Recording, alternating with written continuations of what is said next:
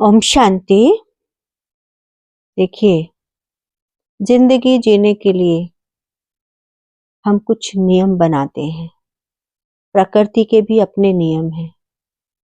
तभी समय अनुसार मौसम भी चेंज होता रहता है। कभी सर्दी है, गर्मी है, बरसात है, बसंत है। जब हम नियम और कायदों पे चलते हैं तो हम फायदे में रहते हैं। कहते हैं ना, जहाँ कायदा है वहाँ फायदा है। तो हमें भी अपने जीवन के लिए कुछ नियम बना ले तो हमारा जीवन आनंदित बन जाए। तो आज हम 3 बातों पर गौर करेंगे: पचाना, शुक्राना और मुस्कुराना।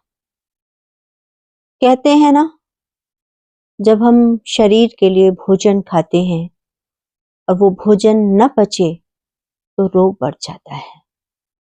हम डॉक्टर के पास जाएंगे, वैद्य के पास जाएंगे, और आजकल तो आयुर्वेद में बहुत ज्यादा जोर खान पान पर दिया जा रहा है कि अपना खाना पीना अच्छा कीजिए, संतुलित भोजन खाइए। अच्छा खाना और संतुलित भोजन से हम कहीं हद तक निरोगी रह सकते हैं। आप दवाइयाँ खाएं और भोजन का परहेज न करें तो वो दवाइयाँ भी काम नहीं करती हैं।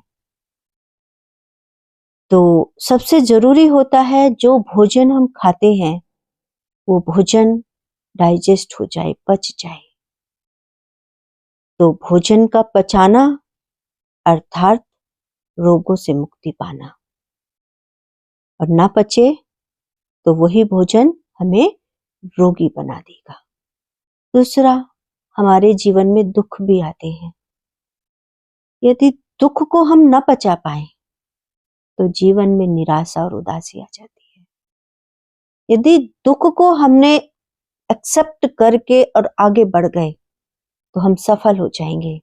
यदि दुख को हम दुख के रोने रोते रहे, दुख दुख उसी को याद करते रहे, उसी को दिल और दिमाग पर रखते रहे तो हमारे जीवन में उदासी और निराशा आ जाएगी। बातें बहुत सारी होती हैं, एक दूसरे से करते हैं और करने के बाद ये भी कह देते हैं कि मैं तुम्हें बता रही हूं, तुम किसी को मत बताना। तो बातें न पचे तो वो चुगली बन जाती है कि बात है लेकिन मेरी बात किसी दूसरे ने कर दी तो वो चुगली हो गई। ऐसे ही हम बहुत ज्ञानी होते हैं, बड़ा ज्ञान होता है हमारे अंदर, लेकिन वो ज्ञान न पचे तो अहंकार आ जाता है।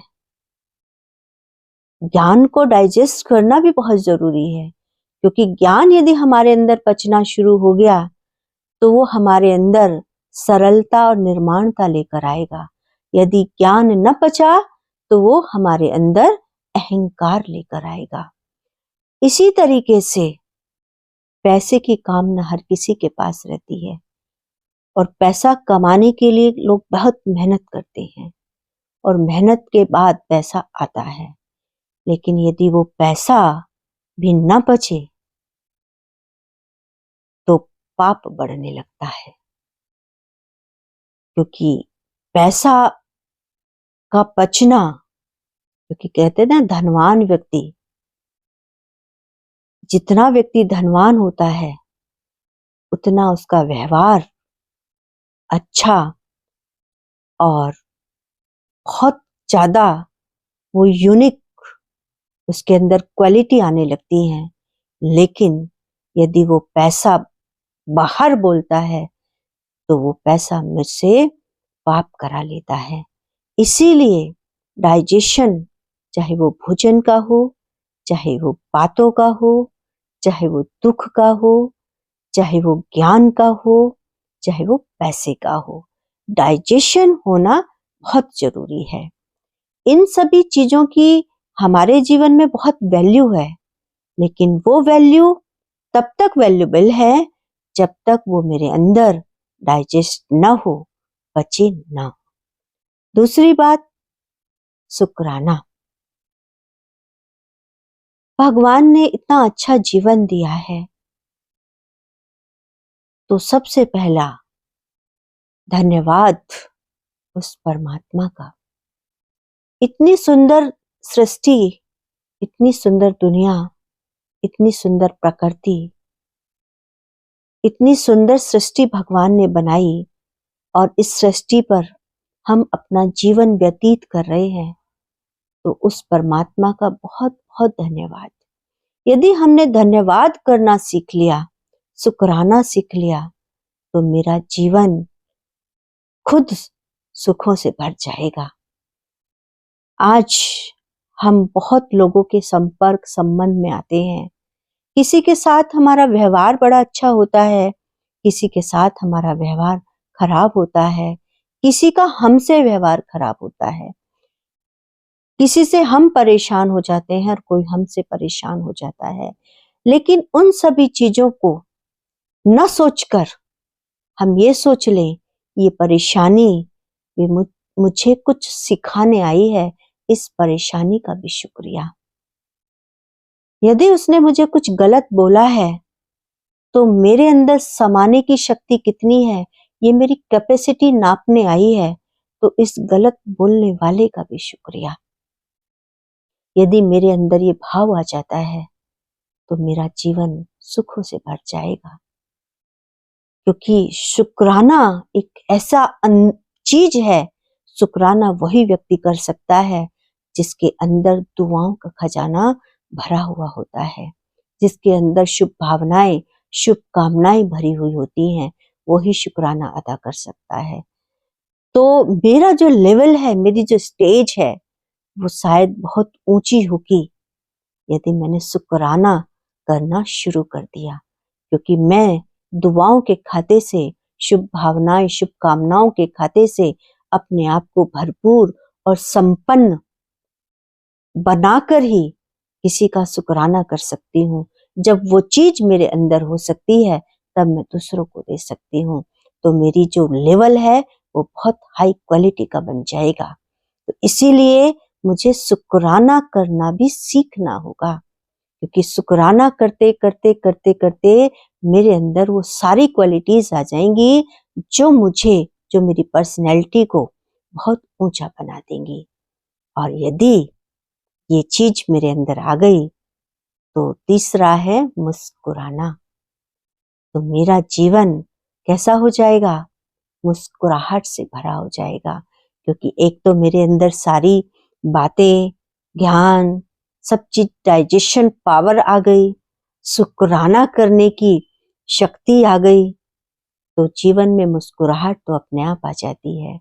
आज एक बहुत अच्छी बात मुझे सुनने को मिली, फूल की कीमत तब तक ही है जब तक उसकी पंखड़ी जुड़ी है। जब पंखड़ियां आपस में जुड़ी होती हैं, तब वो फूल कहलाता है। और फूल हम देवी देवताओं पर, शिव पर, अपने इष्ट पर चढ़ाते हैं। फूल हम देकर किसी का अभिवादन करते हैं। और जब उसकी फूल की पंखड़ियां टूट जाती हैं, तो वो पत्तियां बन जाती हैं, पंखड़ियां बन जाती हैं, वो फिर फूल नहीं कहलाते। कहते हैं फूल की पंखड़ियां। फूल की पंखड़ियां तो डाली जाती हैं, बिखर गई वो, लेकिन फूल जो आपस में जुड़ा है, संगठित है, पंखड़ियां एक दूसरे से जुड़ी हैं, वो फूल है। तो मेरा जीवन कैसा होगा? और फूल को देखकर अपने आप मुस्कुराहट आ जाती है, तो मेरा जीवन फूल की तरह सुगंधित बन जाएगा। तो यदि मैं अपने जीवन में ये बातें अपना लूं, अपने अंदर थोड़ा सा नियम बना लूं कि मुझे अपनी डाइजेशन पावर को बढ़ाना है, मुझे शुक्राना करना सीखना है, और तो मेरे जीवन में मुस्कुराहट मुस्कुराहट आ जाएगी। जब आप किसी से मिलें तो मुस्कुरा कर मिलें, आप किसी का अभिवादन करें तो मुस्कुरा कर करें। आपको मुस्कुराता हुआ देखकर सामने वाले की चेहरे पर भी अपने आप मुस्कुराहट आ जाएगी। आपकी मुस्कान दूसरों को मुस्कुराहट दे दे, तो वो मुस्कुराहट आपकी वैल्यूएबल है। आपकी मुस्कुराहट दूसरों के दिल को सुकून पहुंचा दे, ये असली मुस्कुराहट है।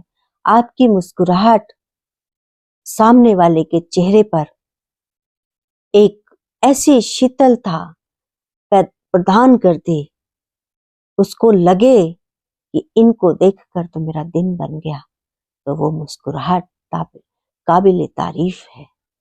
तो अपने मुझे ये नियम बनाना है कि मुझे आज से क्या करना है, अपनी डाइजेशन, चाहे वो भोजन की डाइजेशन हो, चाहे बातों की हो, चाहे ज्ञान की हो, चाहे धन की हो, चाहे दुख की हो, हर डाइजेशन पावर को बढ़ाना है। और आज से मुझे पहले अपनों का और भगवान का शुक्रिया अदा करते रहना है, तो मेरा जीवन मुस्कुराहट से भर जाएगा।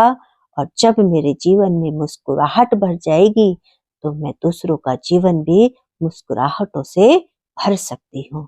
ओम शांति।